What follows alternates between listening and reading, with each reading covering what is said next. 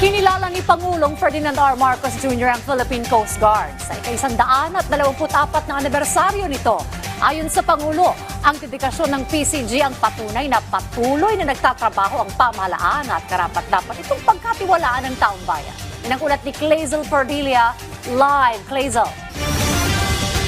Dayan mula sa pagtugon sa mga biktima ng sakuna, pagprotekta sa ating mga mangingisda, hanggang sa pag-iit ng ating karapatan sa West Philippine Sea. Nakapronta ang Philippine Coast Guard.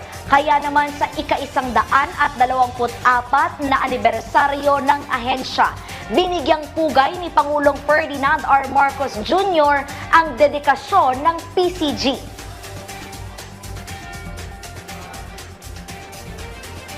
Matindi man ang kinaharap na isyu sa korupsyon. Sabi ni Pangulong Ferdinand R. Marcos Jr., pinatunayan ng Philippine Coast Guard na nagtatrabaho ang gobyerno at karapat-dapat pa ring pagkatiwalaan ng publiko. Our people's trust in government has been shaken. We cannot deny that. But I am certain that trust can be regained if we remain transparent and true to our mission. Whenever our people see you during rescue missions or in your day-to-day patrols, what they see is that the government is still working diligently and is worthy of their trust. Ibinida ni Pangulong Marcos ang performance ng PCG, kabilang ang pagliligtas sa mga Pilipino nang manalasa ang malalakas na bagyo. Nagpadala ng 30,000 na relief goods at higit 100 medical personnel nang tumama ang malakas na lindol sa Cebu. Simula Enero hanggang Setyembre, natiyak ng PCG ang kaligtasan ng 10 milyong pasahero, nakapagkumpiska ng 2 bilyong pisong halaga ng illegal na droga. Nagsilbing first responder sa West Philippine Sea para matiyak ang kaligtasan, dignidad at kabuhayan ng mga Pilipinong mangingisda.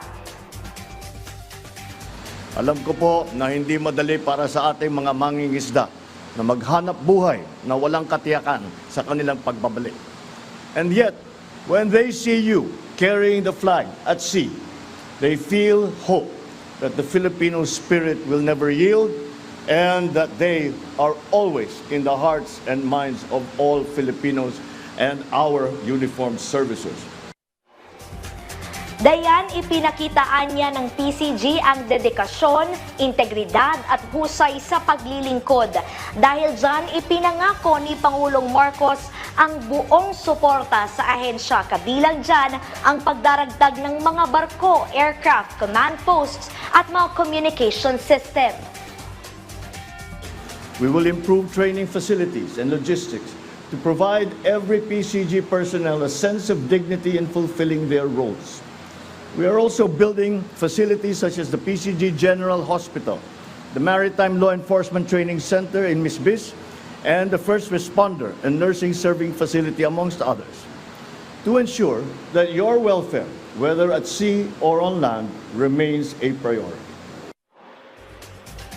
Kasabay niya ang ginawaran ng Presidente ang ilang natatanging kawani ng PCG na nagpakita ng hindi matatawarang galing ngayong taon. Kabilang ang mga kapitan ng barko ng Republika ng Pilipinas, Teresa Magbanwa, BRP Francisco Dagohoy at BRP Cabra na walang takot na naglalayag sa West Philippine Sea sa kabila ng pangaharas ng China. Pangako ng PCG, patuloy na isusulong ang kapayapaan at ang pagsunod sa international law, poprotektahan ang kaligtasan sa karagatan, maritime security at ang kapakanan ng taong bayan. Yan na muna ang pinakahuling balita. Balik dyan sa studio, Dayan. Maraming salamat, Clazel Cordelia.